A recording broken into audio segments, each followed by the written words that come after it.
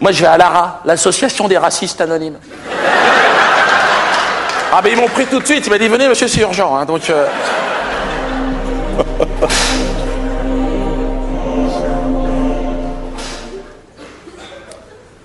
Donc, bonjour au nouveau. Je suis Philippe Toussy, l'animateur de ce groupe de réflexion. Et donc, si nous sommes... C'était là-bas. Si nous sommes rassemblés ici ce soir, c'est que nous avons tous un point commun. Voilà, c'est que nous sommes racistes. Et voilà. Donc, on se tait là, on a commencé à siège. Eh bien, si tu n'aimes pas le québécois, tu te mets à côté du portugais, là-bas, tu arrêtes. Donc, comme je dis toujours, le racisme n'est pas une fatalité. C'est une maladie. Alors, il faut la combattre. Alors, quelle stratégie mettre en place pour combattre ce plus raciste? Comment faire? C'est ce que nous... Tais-toi, c'est ce que nous allons voir tout au long de cette séance. Alors, on va commencer les séances en présentant les nouveaux. Ben, vous allez vous présenter, Olivier, Sylvie, puis Dieudonné qui nous a rejoints.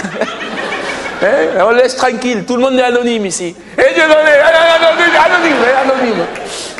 Allez, à toi, Olivier, à toi. Bonjour. Il n'y a pas d'autre mot. Donc, Olivier d'Argelès. J'ai 37 ans. Je suis prothésiste dentaire. J'ai 2 mariés, 2 enfants. Voilà. Alors, voilà mon problème. Voilà, c'est pour ça que je suis là. Comment exprimer à mon niveau, je dirais que, disons, je fais une allergie, moi, complète. Vraiment, mais comment dire, tout ce qui est le chinois, c'est le chinois, le chinois. Le chinois de Chine, de n'importe. Moi, c'est la tête de chinois. Genre de pamplemousse là, écrasé. Avec les 2 fentes là, genre Fantomas, mais moi ça me fout les jetons depuis que je suis cher. En présence d'un chinois, je deviens un autre homme. Ben je me mets en position comme ça. Les poils, comme ça, je suis. Un prédateur, c'est le mot, un prédateur. C'est lui ou moi, il n'y aura pas de prisonnier, il le sent, le chinois. Parce qu'il n'est pas con, le chinois. Non, c'est un harnard, attention, c'est un harnard. Tu sais, il est... il se marre tout le temps. Non, mais c'est pour de fond, il se fout de ta gueule. Il le sait que... Pardon? Depuis tout petit. Ça m'a pris, moi j'avais 7 ans. J'ai fait une jaunisse, ça a commencé comme ça. Et après, bille en tête, je suis parti. Non. J'ai été jusqu'à intégrer les groupes paramilitaires là, de défense des races non jaunes. Il y en a, ça existe, bien sûr. Tous les pays du monde. Il y a de tout. Tous, c'est magnifique. C'est Australie, Québec, Afrique noire, tous unis contre le chinois. Vraiment, c'est ça. Ouais. Mais non, là, j'ai décidé de prendre mes licences parce que suite à une intervention là. Petite expédition punitive qu'on a fait dans le 13e arrondissement, là. Quartier chinois de Paris, là. C'est notre espace d'expression. On a attaqué une maternelle. C'est pour ça. Voilà, c'est dégueulasse. Non, mais même moi, après coup, je me dis, c'est pour ça que j'ai décidé de. Non, parce que c'est pas ça. Ça n'a rien à voir. Ce qu'on pensait au départ, avant de partir sur cette mission, on s'est dit, ils sont 1 milliard. Les Chinois. Oui, 1,5 milliard, vas-y, il me fout pour les jetons, c'est 1 milliard, déjà, c'est pas mal. Donc, si tu regardes bien, ils vont nous nicher. Donc, ce qu'on s'est dit, on va couper à la base. On ferme le robinet à la source, pour que ça ne se propage pas dans la France. Voilà, mais le problème, c'est que ça vient d'ailleurs, c'est ça. Non, mais moi, je décroche, là, j'ai décidé de passer à autre chose, parce que quand je vois cette bouffe la vie, à un moment donné, je fais des rechutes, évidemment, la semaine dernière, c'était le nouvel an chinois. 100 000 Chinois dans la rue, il y a un copain qui m'appelle, là c'est le strike, il y a qu'à se baisser. Donc, non, mais moi je vais arrêter. Voilà, maintenant place aux jeunes, j'ai envie de passer le relais. Non, mais c'était là, je crois que c'est intéressant. Je crois que tu sais, c'est bouleversant, et en même temps, crois-moi, tu n'es pas tout seul. David, oui, qui ici n'a pas défenestré, n'a pas massacré une race hostile? Alors... Non, mais on reviendra sur les cas particuliers après. On va passer à Sylvie, qui est toute timide. Allez, Sylvie. Je m'appelle Sylvie Platinos. Voilà, j'ai 48 ans. Hein. Je suis infirmière spécialisée en gérontologie. Hein. Gérontologie, hein, c'est pas personne âgée. Je suis, autrement, je suis catholique pratiquante. Vous savez, j'ai prié Dieu chaque jour. Je n'en peux plus. Je suis dépressée. Je ne mange plus, je ne me nourris plus. J'ai perdu 17 kilos en 3 jours. Donc, disons que, non, je me sens envoûtée par une force incontrôlable. Une répulsion viscérale envers les Noirs. Les Noirs.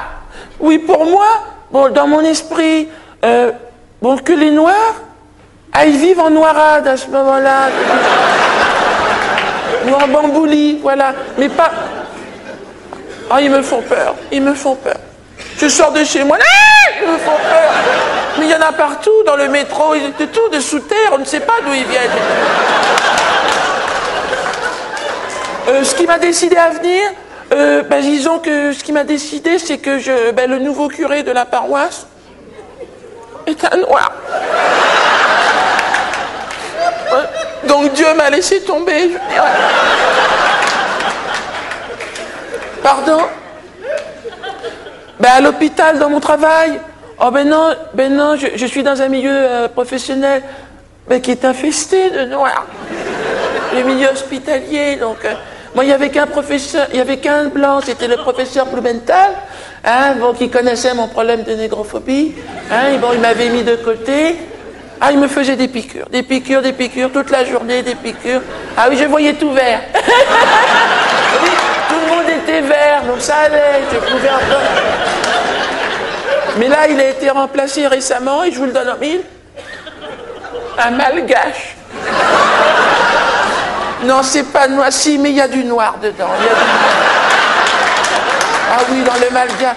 Oui, du chinois, il y a de tout dans le malgache. Oui, c'est pour ça, les gens les détestent. S'il m'est arrivé d'avoir des patients noirs, beaucoup. Je les euthanasie tout de suite. Oui, monsieur, moi je ne le supporterai pas. Avec mes collègues, je ne peux pas communiquer. Ils viennent des dom-toms, pour la plupart, antillais, oui. Toute la journée, ils parlent, je ne comprends rien. Puis ils dansent toute la journée. Je n'en peux plus. Je suis fatiguée. Oh non. Puis le pire aujourd'hui, c'est que je commence à avoir des répercussions physiques. C'est-à-dire, je ne sens plus. Ils ont grillé tous mes sinus, à cause des odeurs toxiques qu'ils émanent.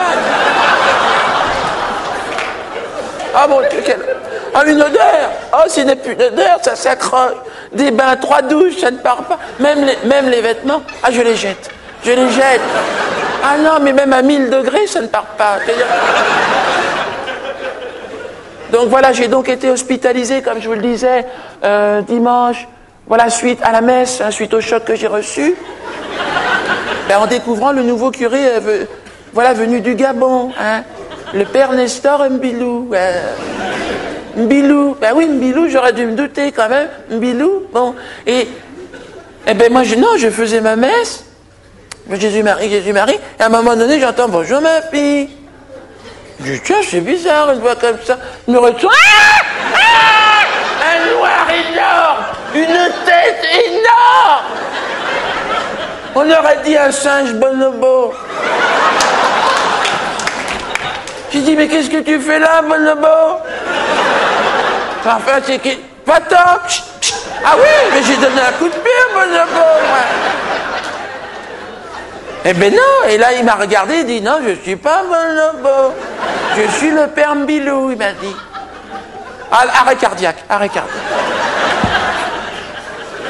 Le cœur n'a pas résisté. Non, je suis tombé dans un coma profond. Très, très profond. Le plus profond possible, je voulais mourir. Je me souviens. Ils ont tout essayé. Ils ont essayé de me ranimer. Tout. Quadruple pontage, transfusion sanguine, pose de stérilet, ils ont tout fait.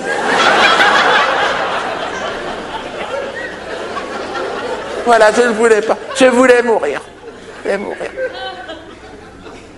Voilà, j'étais dans un long tunnel. Avec de la lumière au bout. Je marchais. Derrière moi, il y avait le bonobo qui courait.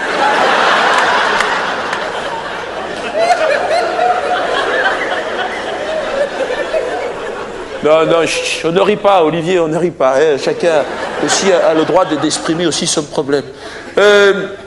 Bon, j'ai envie de te tutoyer, j'ai envie de te dire, oui, mais attention, il faut inscrire, je crois, ta maladie dans un processus à long terme.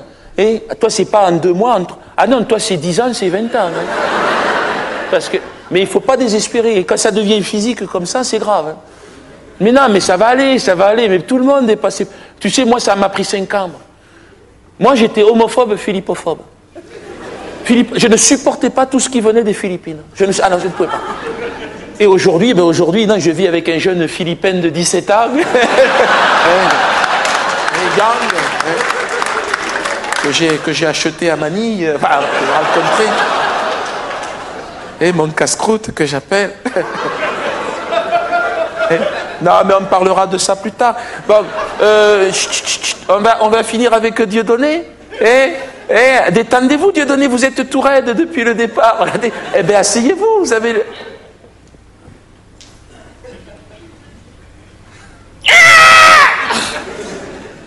Excusez-moi, je suis en crise. Non, je souffre des raideurs articulaires aigus qui m'interdisent formellement toute tentative de pliage corporel. Quels que soient les coups tordus, je reste droit comme un i. Un peu d'humour n'a jamais fait de mal. J'ai écouté avec beaucoup d'attention la haine pure, cristalline que vous avez déversée à mes oreilles. Et mon cœur s'est mis à palpiter. Un frisson vient caresser mon épine dorsale. Quant au phénomène qui nous préoccupe, Herr Docteur,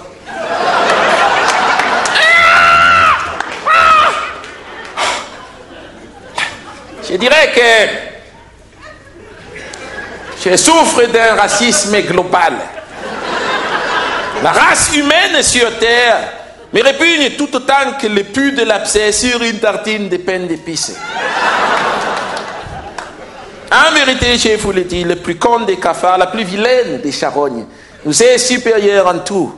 La race humaine est le peuple élu de la fange et de la médiocrité. Le comble.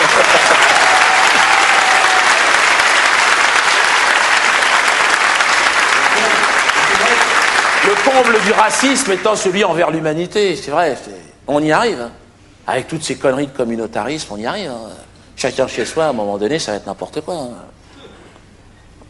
Pas une guerre ici-bas où les mecs sont pas en train de... Ça n'a aucun sens. Hein. Et les blancs, les noirs, les jaunes, les tachetés, moi, qu'est-ce que j'en ai à foutre? Mais non, mais quand tu t'attaques au communautarisme, tu as toutes les communautés sur le dos. C'est pour ça que moi, je veux pas finir comme un Apache. Hein.